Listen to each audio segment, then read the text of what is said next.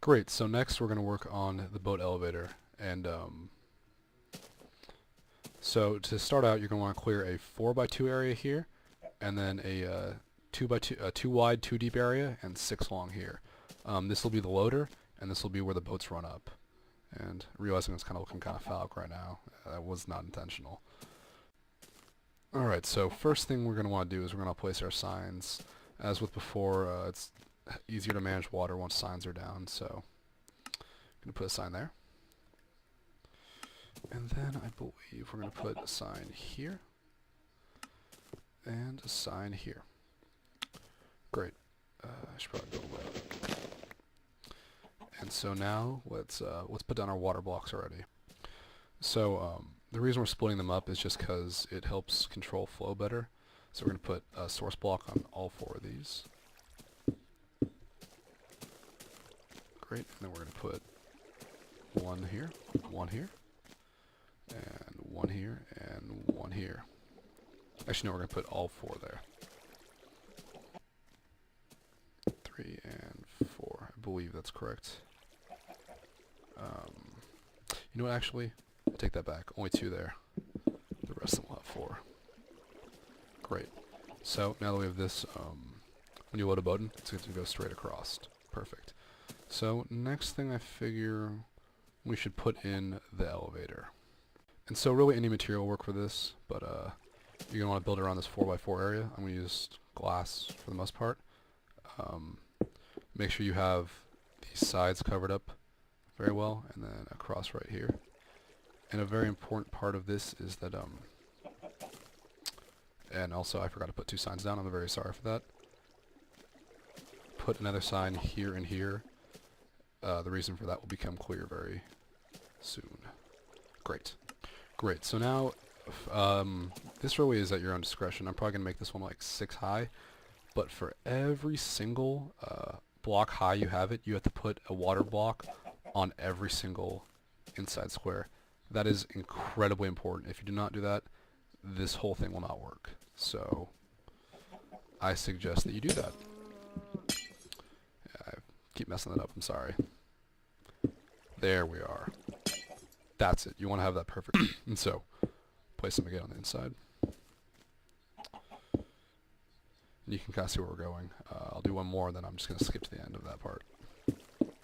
So, build a square, and then a source block on each.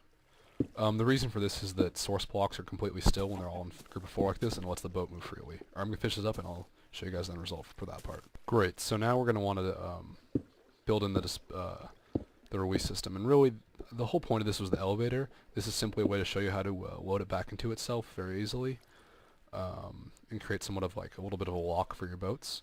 And so the way I do it is I build up these, I leave these open, put a sign there, put a sign there, and then the back 2 squares I put water. One there, and one there. And what happens is when the boat rises to the surface, it's going to go straight over this edge and out. And actually, now that I really think about it, I'm going to put this one lower.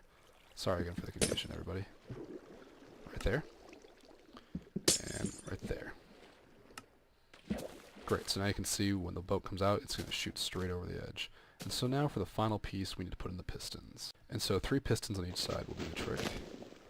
Let's dig this out. And what these serve as is they lock your boat in place. They allow it to basically be retrieved at any time by only pressing a button, which I personally find very handy.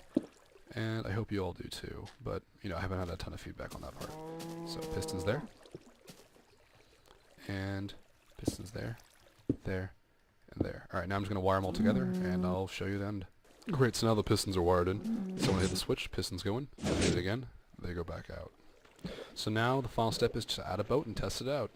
Great, so let's get a boat, and I have a bad feeling that cow is really going to come, kind of get in the way, so...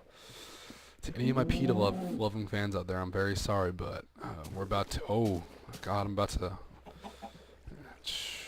Hindus are not going to be happy with me today. Come here, cow. Alright, well, that works too.